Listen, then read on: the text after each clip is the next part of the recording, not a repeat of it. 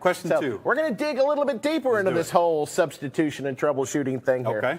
Said I had 46 CS speakers installed on my 2013 Avenger with what? the factory radio. 46 speakers. 46 CSC. That's probably the model okay. 46 year.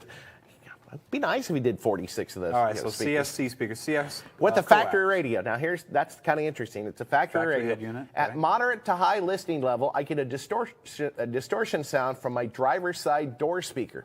If I balance the sound to the driver's side, the sound gets worse. However, if I balance to the passenger side, the sound is completely gone.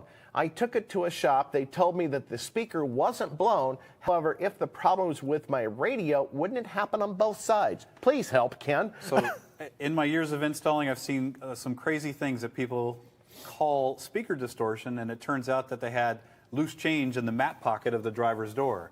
They had one of the screws that held the speaker in was backed out this far, and it was actually the screw vibrating or making noise, or just maybe the whole, all of it wasn't screwed in. It was just the whole basket of the speaker vibrating against the metal door skin. Some crazy things like that. So firstly, check installation of that speaker. If the speaker itself wasn't blown, he did say he took it to a shop and they said the speaker wasn't blown. So obviously, hopefully I would think they pulled the would've door pulled it panel out. off and take a look. But different shops work different ways. They may just put the old ear to him. Hey, it's good, man. Number two is troubleshooting techniques. So swap the inputs, or excuse me, the amp outputs, so the head unit outputs from left to right side. Does the problem move to the passenger side now, or does it stay on the driver's side? Again, isolate, then work upstream or Well, downstream. if the problem moved to the passenger side, where would the problem be? So it could be signal. It could be an actual fried channel in that factory head unit. Not super common. Very uncommon, but it Yeah, does happen. I have seen usually they before. work or they don't.